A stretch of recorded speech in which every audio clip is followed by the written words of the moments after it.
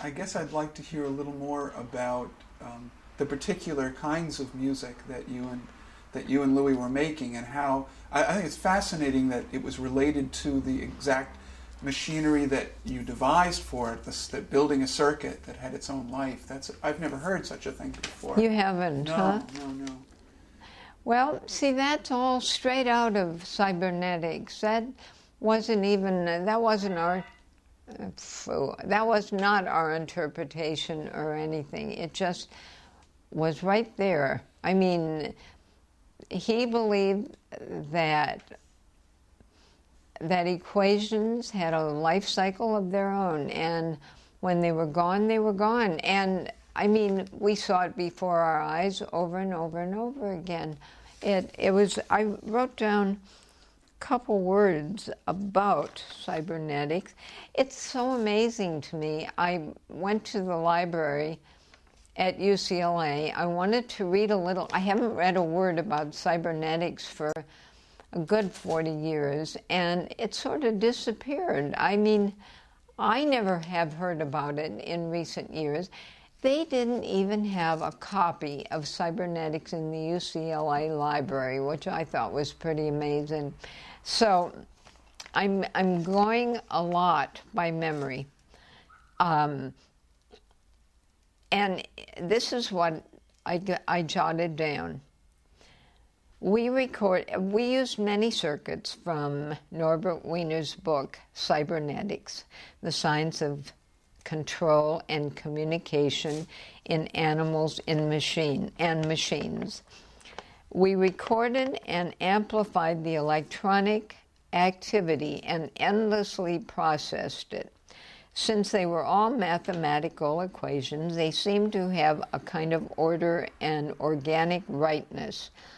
Entropy and information theory contributed ideas on probability and randomness, which we had to use since that was the only thing our circuits were capable of.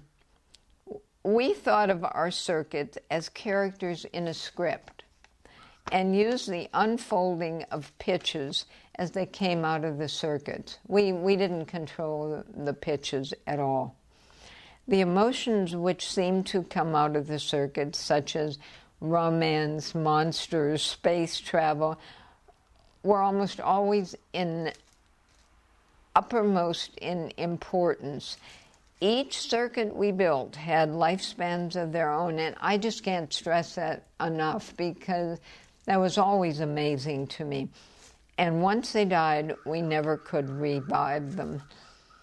We always were innocents with a sense of wonder and awe of the beauty coming from the circuits. I mean, we would just sit back and let them take over.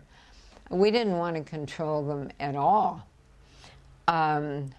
We were in a very receptive state, like that of a child working with our eyes and minds open, paying attention to the potential of each circuit, and we were simply amazed at what great things came out of those circuits. I mean, when you consider like the monster music and Forbidden Planet, that was right out of that circuit, you know?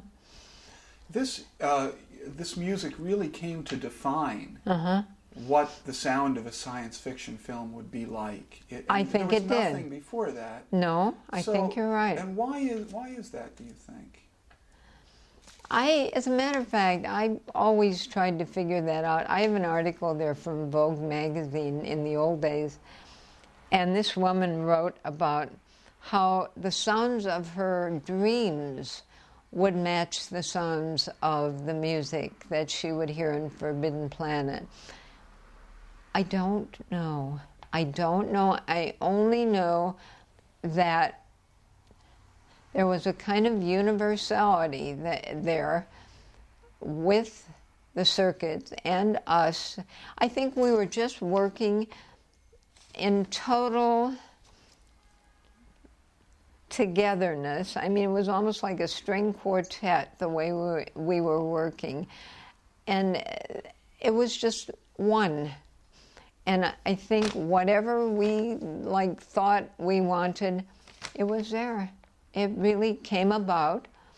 We knew how to get it. We knew how to control it, although we never controlled it. We never did. We would process afterwards for hours and hours and days, and oh my God, we have rooms full of tapes that were taken from that period and processed.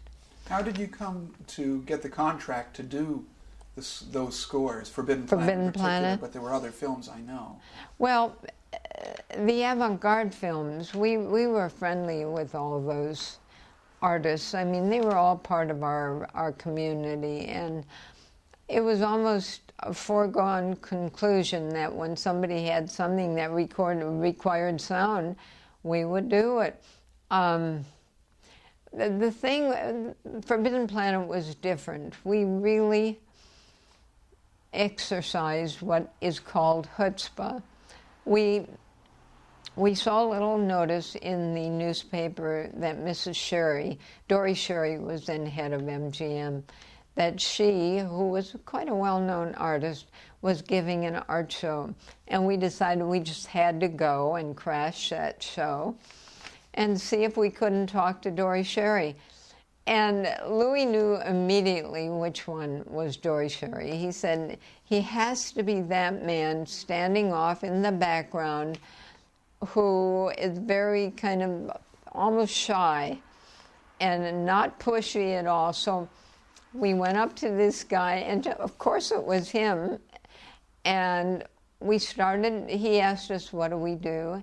And we told him. And he said, whenever you're in Los Angeles, give me a call. I'd like to hear it. Well, the next week we were in Los Angeles, and he absolutely lived up to his promise. He listened to it. He didn't want to hear the films that were done to go with them. He wanted to make up his own films as they went along. And he said immediately, this is Forbidden Planet, which, by the way, they had signed Harry Partch to do the score for Forbidden Planet. And I always, to this day, I have such mixed feelings about taking that score away from him, because I always loved Harry's music. It was wonderful. But ours did fit more of the picture than Harry's did. So that's how we got that one.